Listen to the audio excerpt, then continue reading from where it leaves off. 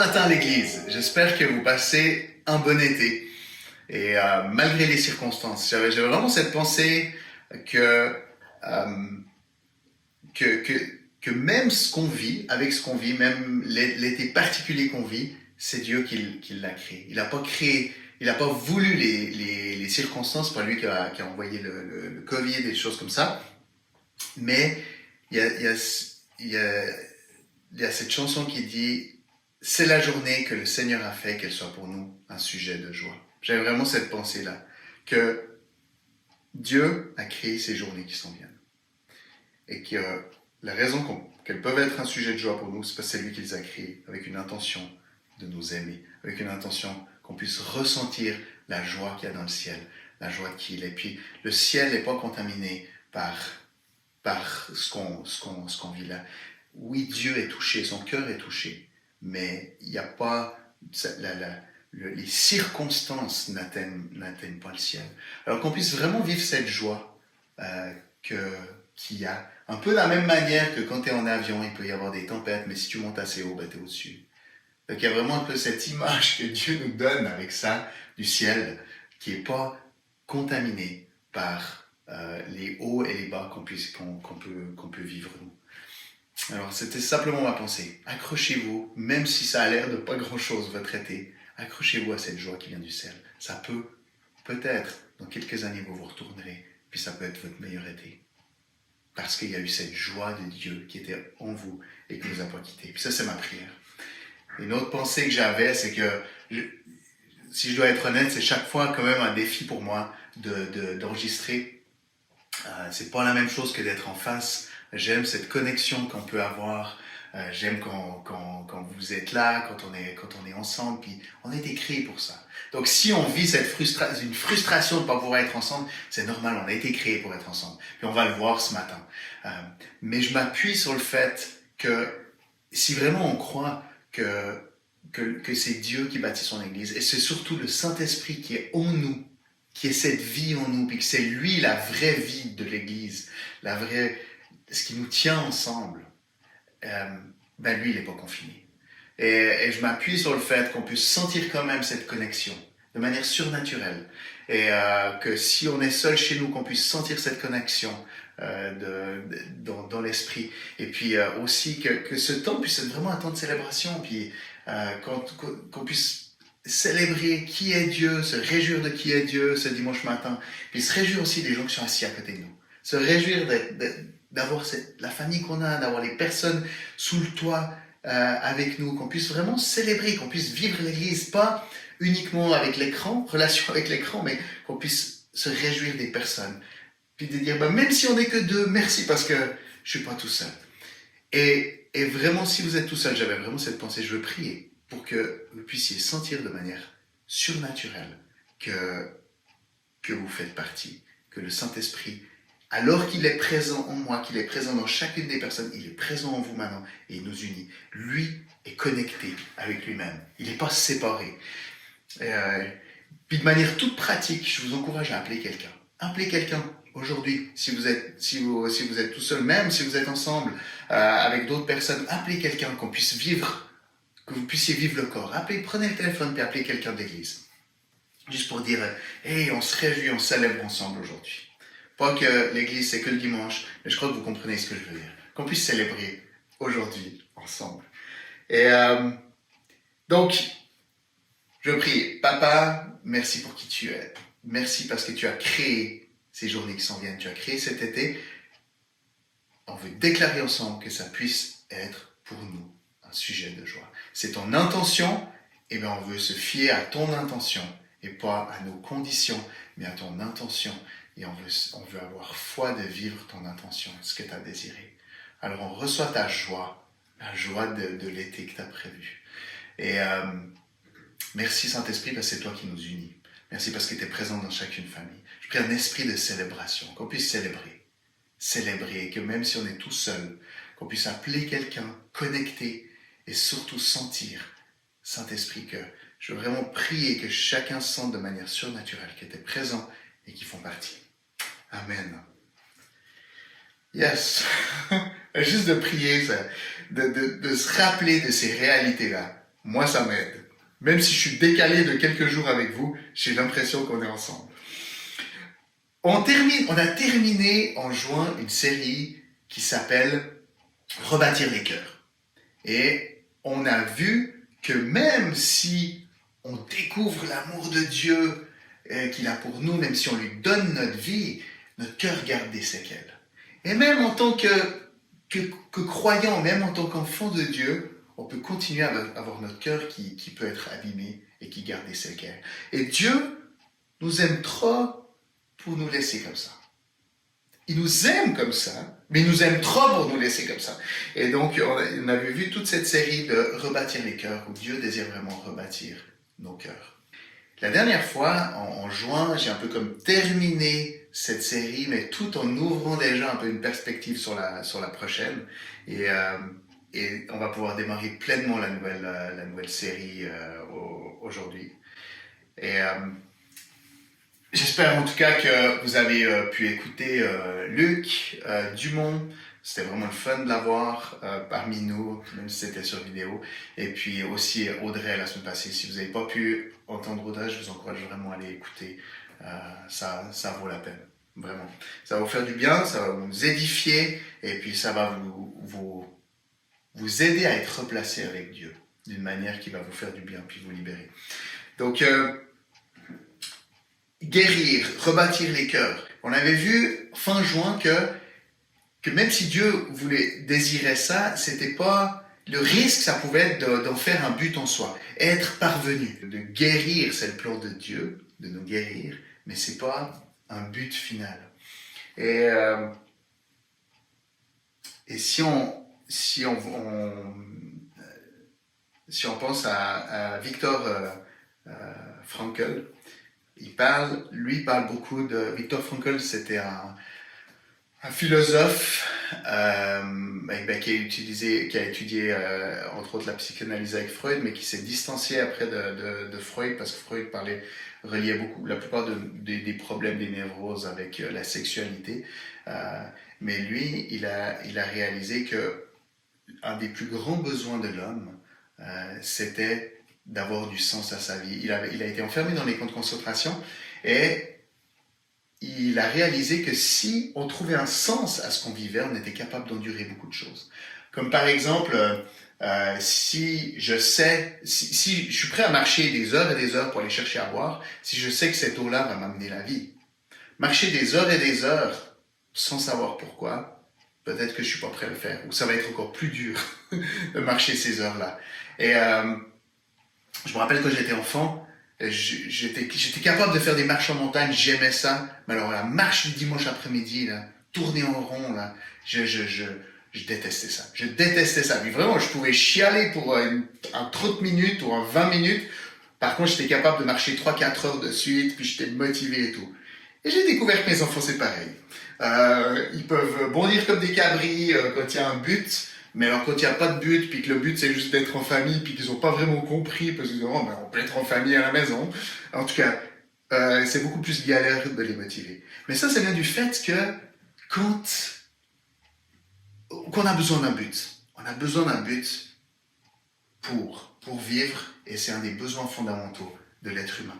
Donc, la série Rebâtir les cœurs, on est guéri en vue de quelque chose. Et on va poser la question au Créateur. Qu'est-ce que le Créateur dit sur pourquoi on est là? Pourquoi ça vaut la peine d'être guéri? Donc, dans le sens, pourquoi ça vaut la peine d'être rétabli? Pourquoi on avait été créé à l'origine? Et il y a une phrase qui résume tout le commandement de Dieu, tout le sens que Dieu a donné, l'objectif que Dieu a donné dans la Bible. Et c'est résumé à plusieurs endroits, mais dans Matthieu 22, au verset 37 à 39, « Tu aimeras le Seigneur ton Dieu de tout. » Alors ça parle de toute ta force, de toute ta pensée, de toute ton âme, ça parle de plusieurs choses, mais en gros ce que ça voulait dire, tu l'aimeras de tout. Les Juifs étaient beaucoup moins à sectoriser les choses, mais tu aimeras le Seigneur ton Dieu de tout ton être. Tu as été créé pour aimer Dieu. On a été créé pour aimer Dieu. Donc, guéri pour aimer Dieu. Donc, c'est pour ça que tant qu'on ne peut pas vivre cette relation personnelle avec Dieu, il nous manque quelque chose. On peut avoir la vie la plus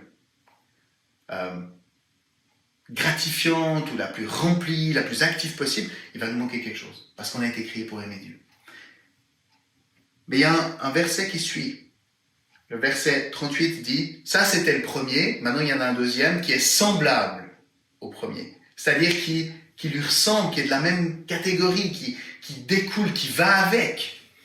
Donc, c'est dit, puis vous le connaissez, je pense que même des gens qui ne vont pas à l'église connaissent ce verset, tu aimeras ton prochain comme toi-même.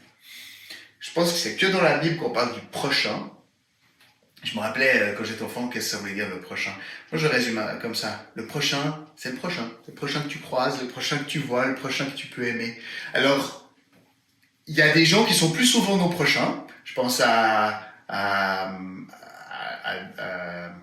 nos enfants, à nos conjoints, conjointes. Ils sont assez souvent nos prochains. Alors oui, il y a un encouragement à investir encore plus en eux, à les aimer encore plus parce qu'ils sont pas mal nos prochains. Et il y a des gens qui sont moins souvent nos prochains. Mais le prochain, pose-toi pas la question, c'est le prochain que tu rencontres. Quelqu'un qui est sur ta route, aime-le. Quelqu'un qui est à côté de toi, aime-le. Quelqu'un qui est à ton travail, aime-le. Quelqu'un que tu rencontres à l'épicerie, aime-le. La personne qui est à la caisse, la caissière, aime-la. À la pharmacie, aime-la. Quand tu fais une promenade, aime-la. Donc, aime ton prochain comme toi-même. Donc, le deuxième commandement. Donc, nous, individuellement, on aime Dieu, mais on s'aime les uns les autres. Et en s'aimant les uns les autres, le monde reconnaîtra. C'est un verset qui dit ça. Le monde reconnaîtra qui je suis. Donc, notre sens de s'aimer les uns les autres, ça fait de nous le corps de Christ. Donc, il y a un verset, j'aimerais qu'on puisse lire, dans Ephésiens 4, versets 15 à 16. Donc, versets 15 à 16. Mais en disant la vérité dans l'amour, nous grandirons en tout point de vue vers celui qui est la tête, Christ. C'est de lui que le corps tout entier, bien ordonné et solidement uni grâce aux articulations dont il est muni, tire sa croissance en fonction de l'activité qui convient à chacune de ses parties et s'édifie lui-même dans l'amour. La manière dont on est uni, la manière dont on est un corps, c'est grâce aux articulations. Grâce aux articulations dont il est muni. Et j'aimerais bien qu'on puisse... donc, si on prend une articulation, Luc pourrait l'expliquer mieux que moi, mais si on prend une articulation, dans une articulation, il y a plusieurs parties, mais si on prend les parties principales, il y a les ligaments. Les ligaments relient un os à un autre os. Il y a le cartilage qui est un peu cette zone tampon qui permet que les deux os se frottent, se fassent pas mal l'un l'autre. Et les tendons qui relient le muscle à l'os. Le ligament, pour moi, représente l'engagement. L'engagement qu'on a les uns vers les autres, comme dans une famille. On est ces liens familiaux. On s'appelle frères et sœurs quand on est croyant. Pourquoi? Parce qu'on est tous des enfants de Dieu, on a tous le même Père. Et c'est ça qui nous lie. Ce qui nous lie, c'est pas parce qu'on est tous fins ou parce qu'on aime tous le volleyball, ou je sais pas pourquoi il y a le volleyball qui va sortir, mais ou on aime tous les autos, ou etc., etc. Donc c'est pas un club, on n'est pas le club des Honda Civic, ou etc., ou le club des partisans. On est ensemble parce qu'on est enfant de Dieu. Donc il y a un engagement indéfectible qu'on a les uns vers les autres. Et cette liaison, cet engagement dit, je te comprends pas là, tu m'énerves, mais je suis lié à toi. Fait qu'à un moment donné, on va trouver. À un moment donné, on va y arriver. À un moment donné, on va se comprendre. Parce que je suis engagé envers toi. Ligament, cartilage. Le cartilage, qui est cette zone tampon pour pas que les deux os se fassent mal l'un à l'autre, moi, ça me fait penser vraiment à la grâce qu'on peut donner l'un avec l'autre. Stephen Covey, qui est qui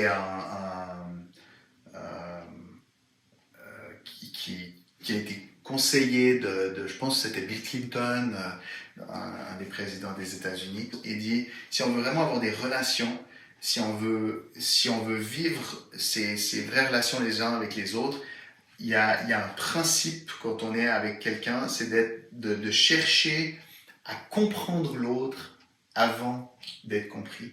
C'est vraiment vital d'avoir cette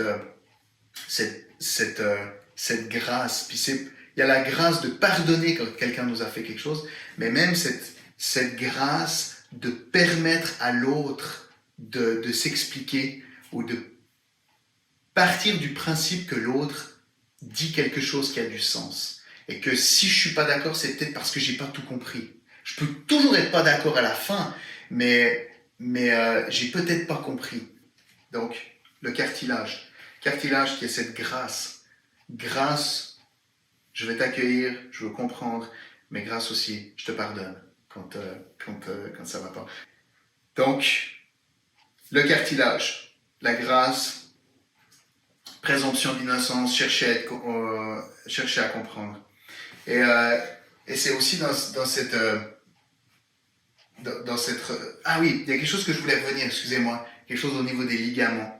L'engagement qu'on a les uns vers les autres, puis d'ailleurs dans Éphésiens, il parle de ça en début. Mais en disant la vérité dans l'amour, nous grandirons à tout point de vue vers celui qui est la tête, Christ, donc la tête du corps.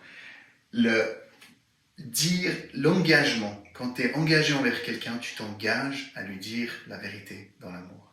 Donc tu t'engages à lui dire la vérité et tu t'engages à lui la dire dans l'amour.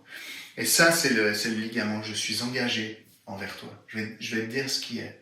Et c'est une des plus belles choses qu'on puisse offrir à un ami ou à notre conjoint, c'est de dire la vérité dans l'amour. Puis là encore, je pense que des fois, avec tout ce qui est réseaux sociaux, on a perdu un peu ce que c'était, la compréhension de dire la vérité dans l'amour. On a même de dire la vérité, on a pris l'étendard de la liberté d'expression comme une finalité en soi. Et là encore, la liberté d'expression n'est pas une finalité. La liberté d'expression, c'est un droit, mais en vue de pouvoir édifier les autres, en vue de pouvoir faire avancer les choses, en vue de pouvoir faire du bien. La liberté d'expression, c'est une responsabilité. C'est pas une finalité, c'est-à-dire que je peux dire ce que je veux, quand je veux, qui me passe par la tête, et puis j'ai pas de conséquences parce que liberté d'expression. Et quand je vois certains commentaires sur Internet, quelqu'un qui dit quelque chose, une autre personne qui ne la connaît absolument pas, qui lui dit « t'es cave, tu comprends rien, et si, ça », on a perdu cette idée que pour parler dans la vie de quelqu'un, ça nous prend un droit. J'ai pas le droit de parler dans la vie des gens avec qui j'ai pas cette relation. J'ai pas le droit de parler dans la vie de quelqu'un avec qui j'ai pas cette articulation qui est solide, avec qui j'ai pas ce ligament. Si j'ai pas ce ligament, ces tendons et ce cartilage, je peux pas dire la vérité dans l'amour. Et c'est pas nécessairement des gens qu'on connaît depuis longtemps, mais si on n'a pas cet engagement de cœur, d'aimer et de dire, je te dis quelque chose, mais je vais pas partir après, et puis je te laisse te débrouiller avec ce que je t'ai balancé. Dire la vérité dans l'amour, ça veut dire la vérité dans le but que cette personne puisse être libre. Et ça parle aussi de la manière dont on va le dire. Et pour ça prend une relation. Donc, dire la vérité dans l'amour, ça prend des articulations, de travailler sur les articulations, pour que les articulations soient solides. La liberté d'expression, c'est le droit de ne pas être réprimé dans ce qu'on dit ou dans ce qu'on pense. Mais ça ne nous enlève pas la responsabilité que ce qu'on prononce, ce qu'on dit, nous, on doit le filtrer pour que ce soit une bénédiction pour les autres et que ça aide les autres. Et des fois, être une bénédiction et aider les autres, c'est dire des choses difficiles, dénoncer des choses. Mais la liberté d'expression, c'est pas un chèque en blanc. C'est plutôt une responsabilité qui dit, OK, c'est pas l'État qui prend cette responsabilité parce qu'on n'est pas contrôlant, mais on redonne cette responsabilité à l'individu qui, lui, doit contrôler sa langue. Ça, c'est la liberté d'expression. C'est la liberté d'être responsable de ses actes. Dans un pays où il n'y a pas la liberté d'expression, ben, tu n'as pas de responsabilité. Parce que c'est l'État qui prend cette responsabilité. Donc ça, c'est peut-être quelque chose aussi. Soyons conscients de la responsabilité qu'on a. Ça, c'est la liberté d'expression. Donc, si on revient, les ligaments, l'engagement, dire la vérité dans l'amour. Je suis engagé envers toi, à marcher avec toi, à te pardonner. Ça, c'est le cartilage, la grâce qu'on peut avoir les uns envers les autres. Et même Jésus, il nous donne un exemple aussi avec Pierre. Pierre qui l'a renié, mais à qui Pierre redonne, à qui Jésus redonne son mandat. Donc Dieu renouvelle son élan, son engagement envers Pierre, même après que Pierre l'a renié. Les tendons. J'en arrive on se rapproche du cœur du message d'aujourd'hui. Le corps libéré, les tendons. En fait, j'ai appris quelque chose en faisant mes recherches. Et là encore, si vous voulez des explications plus détaillées, allez demander à Luc. Les tendons se relient, c'est la fin du muscle qui est attaché à l'os. Et ça m'a beaucoup parlé parce qu'en fait, le tendon fait partie de la jointure, fait partie de l'articulation. D'ailleurs, souvent, on a des petits problèmes avec. Mais il n'est pas lié à notre os, il lie l'os au muscle. C'est-à-dire que le tendon, il est relié à l'action. Le tendon, il dit, vous êtes beaux, vos deux os, là, le bras, mais je suis relié à l'action, le muscle qui bouge. Et c'est là qu'on voit, mais en fait, Dieu, il nous a créés pour l'action. Dieu a créé son corps pour l'action. Là encore, on a été créés pour aimer Dieu, pour s'aimer les uns les autres, pour former ce corps. Mais ce corps, il a été créé pour l'action. Qu'est-ce que Jésus dit juste avant de quitter la terre? Matthieu 28. Excusez-moi, il fait chaud. J'ai éteint la ventilation parce que sinon on ne s'entendrait pas parler. Donc, Matthieu 28, on l'a beaucoup lu ces derniers temps. Versets 18 à 20. Mais ça fait du bien. On a besoin de le relire, puis de le lire, puis de le relire. Jésus s'approcha et leur dit: tout pouvoir m'a été donné dans le ciel et sur la terre. Donc, c'est la fin du livre de Matthieu. Allez donc,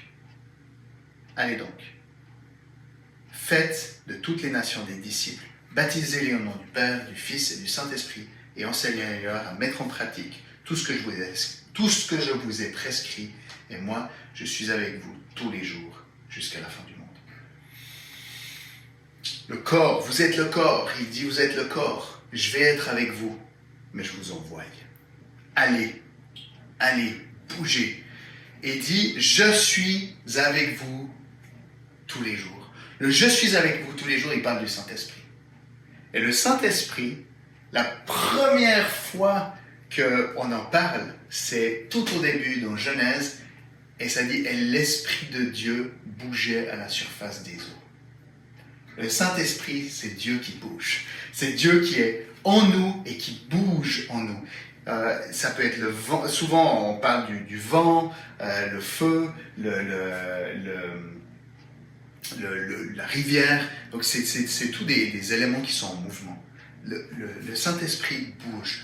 Le corps de Christ, nous, habités du Saint-Esprit, on a été créés, on a du sens seulement si on bouge. Un corps qui reste sur place, tu peux faire du bien à ton corps, tu peux le tenir en forme, mais si c'est juste pour te regarder dans la glace, tu vas vite perdre le sens de ce que tu de ta vie.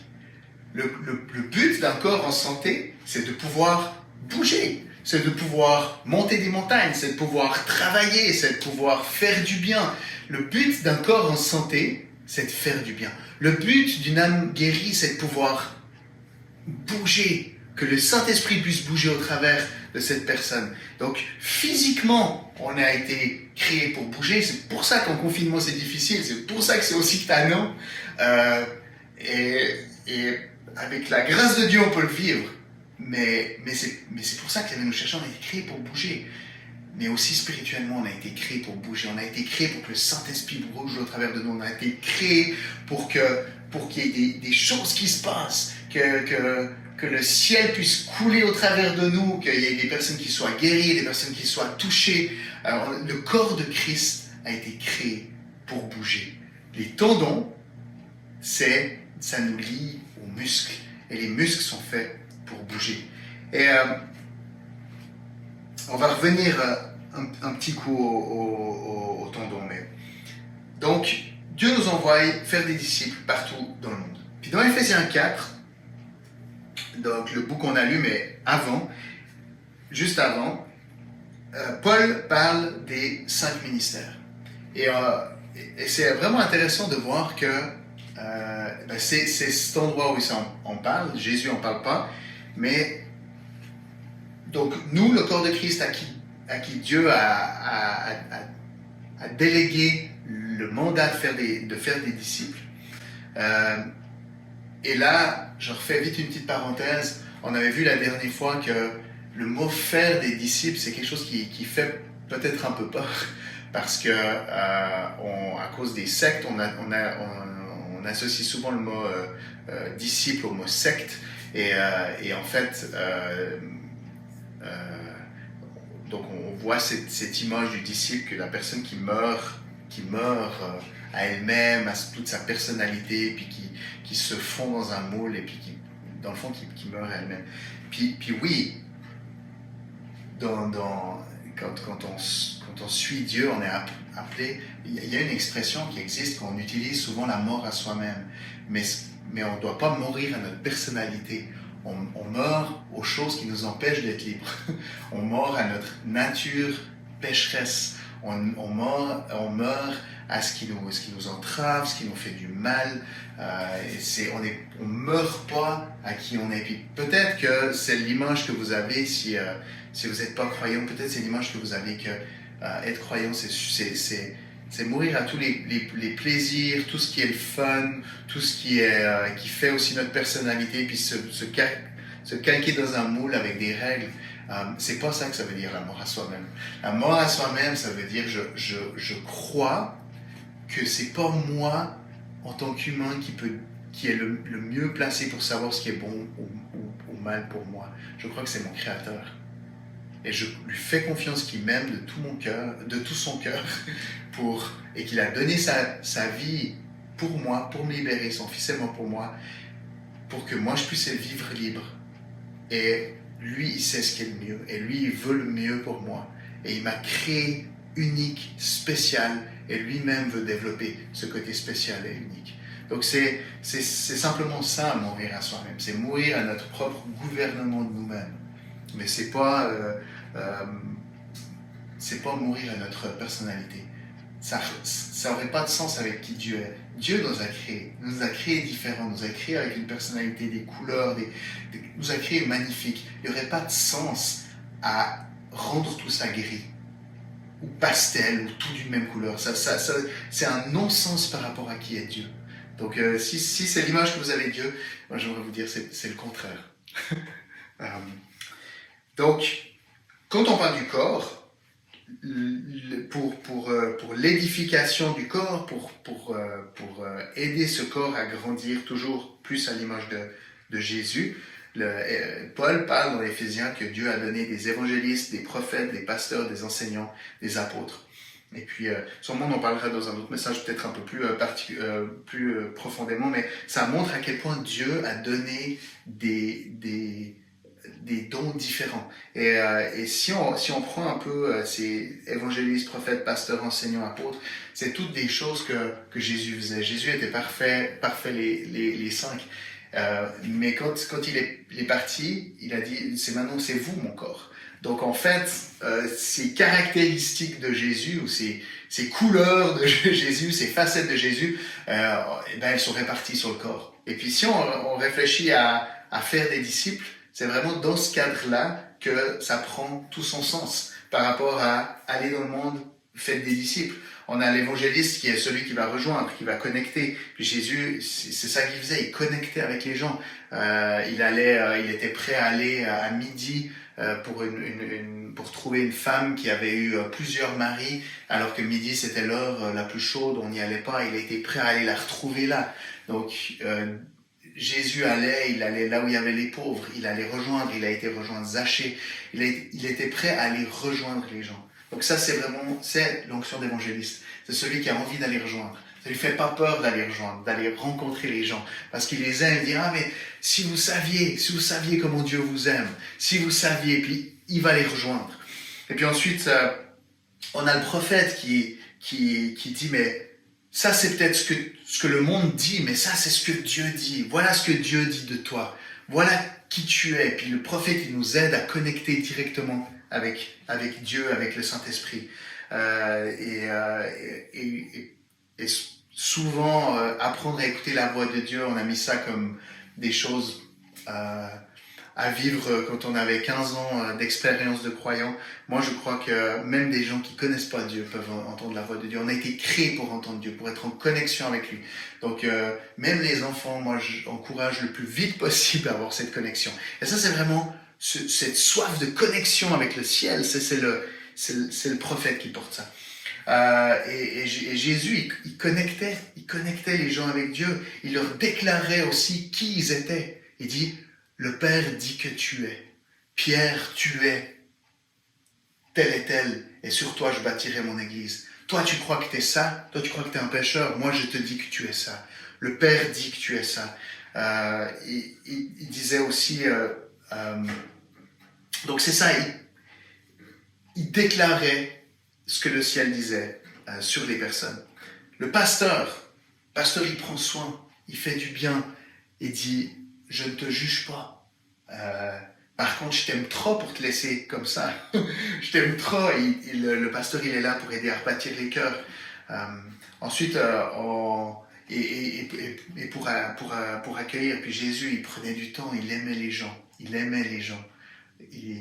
n'utilisait pas les gens, il aimait les gens. Le pasteur aime les gens. L'enseignant, il dit, voilà ce que dit la parole. Jésus était tout le temps en train d'enseigner.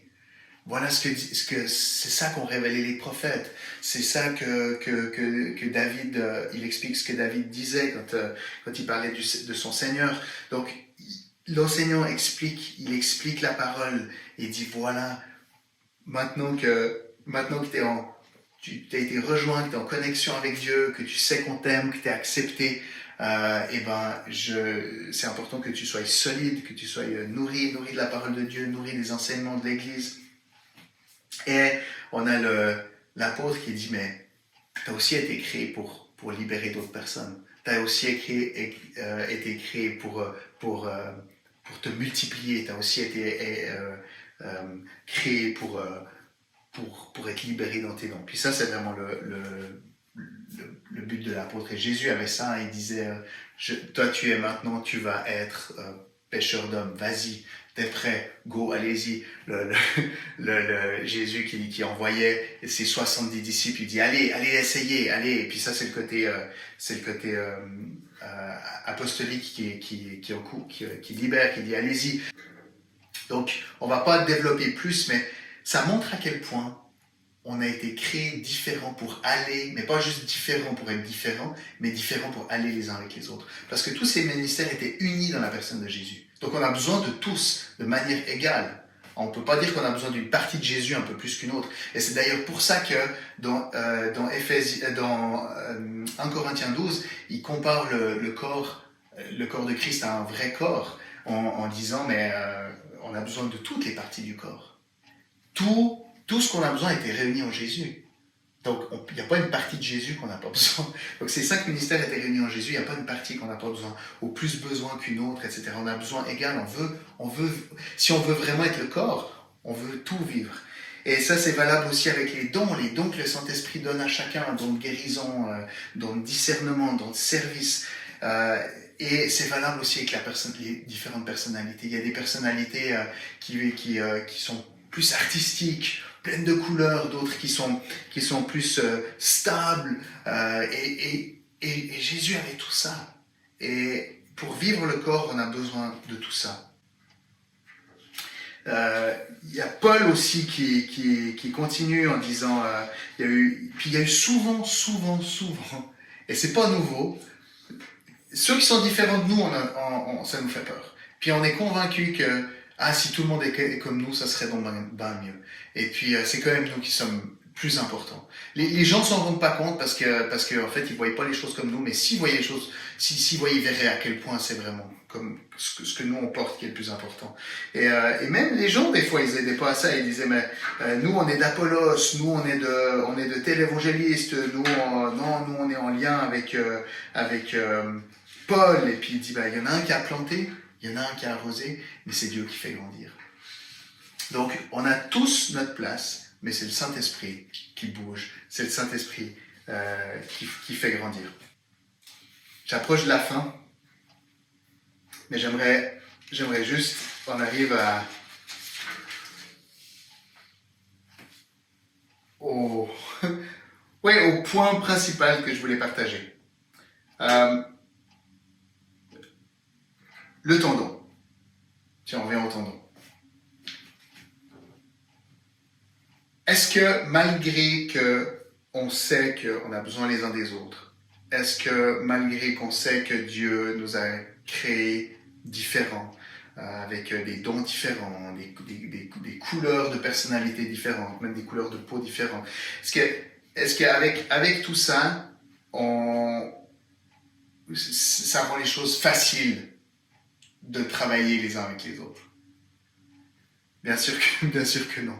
Une des choses qui est importante pour être les uns avec les autres, pour choisir, pour rendre cet engagement du ligament plus facile et cette grâce du cartilage plus facile, c'est d'avoir cette culture, mentalité d'honorer l'autre. Et pour pouvoir honorer l'autre, on honore quelqu'un qu'on estime, on honore quelqu'un à qui on voit de la valeur. Et bien sûr, il y a le fait, c'est le ligament, il y a l'engagement qui dit, moi, je t'estime parce que je suis lié à toi, parce que tu es mon frère ou ma sœur en Christ. Donc il y a cet engagement qui amène cette sécurité. À cause de qui on est, on décide. Mais il y a aussi, quand nos yeux s'ouvrent sur l'importance de quelqu'un, c'est beaucoup plus facile après de l'honorer. Et en fait, tout le monde est important. D'ailleurs, Paul est très clair. Il dit, les parties les plus, vous lirez dans 1 Corinthiens 12, les parties les plus insignifiantes sont souvent les plus importantes, ou les parties les plus méprisées sont souvent les plus importantes. Donc, tout le monde a son importance. Mais là, j'aimerais vous laisser avec ça. Comment est-ce qu'on peut trouver l'importance aux autres? Comment est-ce qu'on peut découvrir le plus facilement l'importance des autres? Le corps a été créé pour bouger. C'est en bougeant. Et des fois, on aimerait être tout prêt avant de bouger, mais c'est vraiment en bougeant qu'on découvre l'importance de tout le monde. Une main, elle peut dire « Ah, moi je suis la plus importante, mais du moment qu'elle bouge, tout d'un coup, elle réalise purée, il y a besoin des pieds, il y a besoin des genoux, il y a besoin des yeux pour voir, il y a besoin de tout. » Ok? Puis tout d'un coup, elle dit « Finalement, juste ma place, je suis bien content que les autres soient là. » L'œil, pareil, il dit « moi je suis le plus important. » Quand il regarde la TV, il dit « moi je suis le plus important. » Mais du moment que tu te mets à bouger, il réalise « mais il y a besoin de tout le monde. » Donc, en bougeant, ça nous montre l'importance des autres. Un petit témoignage, nous, on a fait une activité fabricant de joints, puis chaque fois qu'on sort, chaque fois qu'on part pour aller prier avec les gens, qu'on fait une activité, je réalise à quel point j'ai besoin des autres personnes. À quel point j'ai besoin d'une personne qui reçoit une parole de Dieu. Des fois, c'est même des enfants qui entendent Dieu, puis après, il y a quelqu'un qui entend une autre parole, puis on voit que les deux vont ensemble, mais si on en avait qu'une, on n'aurait pas compris. J'ai besoin de quelqu'un qui est organisé. Ah, c'est tellement, ça me fait du bien, les gens qui sont organisés. Des gens qui sont pleins de contacts, des gens qui arrivent à appeler facilement, qui sont en bonne relation avec des personnes. Moi, j'ai une idée peut-être de ce que je veux faire, mais si j'ai pas de contact, je peux pas le faire. Et tout ça, tant que je suis assis, tant qu'on fait rien, ben je peux pas mal me persuader que je suis le plus important et que je suis le meilleur, ou que je suis le plus nécessaire. Mais quand on est en action, je réalise à quel point les autres sont nécessaires. Donc le corps libéré, le corps a besoin de toutes les parties qui sont en accord avec elles-mêmes, en accord les unes avec les autres pour être libérées, mais il a besoin d'être libéré pour réaliser qu'il est fait pour ça, pour réaliser que chaque partie est importante. Donc on a besoin de bouger. Et j'aimerais vous dire ça, même si on est encore en confinement, même si on est encore en distanciation sociale, on a été créé comme Église pour impacter notre région. On a été créé pour bouger les uns avec les autres. Et en partant en mission les uns avec les autres, les amis, là, pas le dimanche matin. Le dimanche matin, ça aide un peu. Mais en partant, en vivant l'église, là, on réalise qu'on a besoin les uns des autres. Quand on veut aller prier pour quelqu'un, on réalise, purée, j'ai besoin de parler avec quelqu'un. Quand on veut aller faire une action comme faire du bien autour de nous, amener la culture du royaume autour de nous, là, on réalise qu'on a besoin les uns des autres. Donc Dieu nous avait créés avec des dons différents, on a besoin les uns des autres. Et c'est vraiment en bougeant. Je reprends encore, c'est pareil avec l'image d'un vélo. Le guidon, il peut se trouver vraiment le plus fin, ou le cadre, admettons le cadre. Le cadre, moi je suis un cadre en carbone. Hein, là je parle à Gérard entre autres, qui aime le vélo. Là, je suis un cadre en carbone. Mais le cadre, il peut se persuader d'être la partie la plus importante du vélo. Mais quand il commence à rouler, il dit, oh, purée, je suis content qu'il y ait des bons pneumatiques, je suis content qu'il y ait un bon guidon, je suis content qu'il y ait une bonne selle, comme ça la personne peut s'asseoir. Donc dans l'action, notre sens, pour revenir à notre besoin de sens, on a été créé pour l'action. Si on est le corps de Christ qui accueille l'Esprit de Dieu en nous, l'Esprit de Dieu bouge. C'est un esprit d'action. Donc on a été créé pour l'action. On prend notre sens dans l'action. On reconnaît les besoins des autres dans l'action. On a besoin d'être en action. J'avais envie de créer encore un peu d'anticipation. Oui, on ne peut pas tout faire comme on veut, mais qu'on puisse être le plus en action possible. Parce que c'est dans l'action qu'on reconnaît les uns, qu'on a besoin des autres. Pareil pour une auto. Une auto, le moteur peut se penser le plus smart, le plus important, mais tu peux avoir la meilleure auto si tu n'as pas des bons pneumatiques. Eh ben, ton auto, elle sort dans le virage. Donc, tu peux avoir des mauvais amortisseurs. Donc, chaque partie est importante. Donc, dans l'action, rappelez-vous, ligament, l'engagement les uns vers les autres, la grâce les uns envers les autres. Mais le tendon, on est fait pour l'action. On a été créé pour l'action. Un corps libéré, c'est un corps en action. Oui, on a besoin de moments d'être restauré, on a besoin par moments d'être juste en contemplation, mais on a été créé pour l'action. Et c'est le mandat, faites des disciples. Et en faisant des disciples, on a vu avec les couleurs que chacun a, soit évangéliste, de pastoral, apostolique, doctoral, ou comme on dit doctoral, c'est d'enseignant, ou prophétique, c'est vraiment comme ça, on a besoin de tous ces dons-là pour rejoindre les gens, et puis pour faire des disciples autour de nous. Et Dieu ne nous appelle pas à faire des croyants, des convertis, il nous appelle à faire des disciples. S'il faisait que des croyants, des convertis, on aurait juste besoin de l'évangéliste. Mais Dieu nous appelle à faire des disciples. Et on peut même faire des disciples de personnes qui, et j'aimerais terminer avec ça, Dieu nous appelle à faire des disciples tout le temps, en tout lieu, avec les gens qui nous entourent, même si ce n'est pas des gens croyants. Parce que chaque personne a été créée pour un but bien plus grand. Et souvent, quand on ne connaît pas Dieu, ils ne peuvent pas vivre pleinement le but pour lequel ils ont été créés. Parce qu'ils ne peuvent pas vivre avec cette culture de liberté qu'il y a dans le ciel, et ils ne peuvent pas vivre avec cette conscience qu'ils ont été créés pour le plaisir du Créateur, pour lui amener de la joie, pour amener de la joie les uns aux autres. Donc, faire des disciples, c'est ouvrir les yeux à ces personnes. Je me rappelle, il y a 2 semaines, un monsieur qui restaurait sa voiture. C'est bizarre, mais quand j'ai vu ça, ça m'a rempli de joie. Je ne suis pas un connaisseur des vieilles autos ou des muscle cars, mais de voir ce monsieur qui restaurait son auto, j'étais comme, ben voilà quelqu'un qui utilise ses dons. Puis j'ai voulu lui dire, je lui ai dit, mais ça fait du bien de voir quelqu'un qui a un don et qui l'utilise. Je crois vraiment que j'ai dit, je crois que le Créateur, je crois que Dieu donne des dons à chacun. Et ça le remplit de joie quand il y a quelqu'un qui utilise ce don-là. Et il m'a juste dit, ah, je peux lui laisser ça, parce que sinon le reste, je suis pas très copain avec. Mais ça a ouvert comme une discussion, puis une réflexion. Il réalise, mais en fait, c'est discipuler quelqu'un, lui faire réaliser les dons que tu as, c'est Dieu qui les a donnés. Et puis, ce que tu fais avec, ça lui fait plaisir.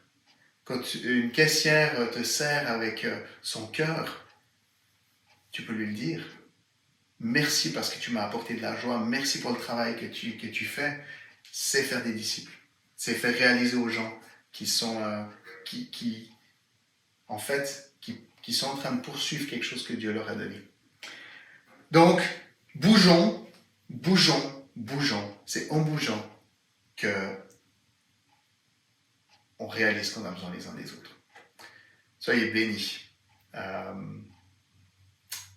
Puis à bientôt. Papa, merci pour ton corps. Merci parce que tu nous as fait tellement particuliers les uns les autres. Tu nous as fait tous différents. Mais tu nous as créés pour bouger. Et je prie 2 choses. Je prie qu'on puisse avoir vraiment cette révélation alors qu'on est encore sans trop pouvoir bouger. Que tu viennes nous révéler encore à quel point on est fait pour bouger. Que notre sens, on va le trouver pleinement que quand on est en train de faire des disciples, quand on est en train de partager autour de nous. Seigneur, viens nous révéler qu'est-ce que pour nous ça veut dire faire des disciples, alors qu'on est tous différents les uns des autres. Viens nous révéler le sens, viens nous aider à bouger, viens nous sortir peut-être d'un confort où on aurait pu être, ou peut-être d'une perte de sens, on ne sait plus pourquoi on est là. Viens rafraîchir tout ça, Saint-Esprit. Dans ton nom puissant Jésus. Amen.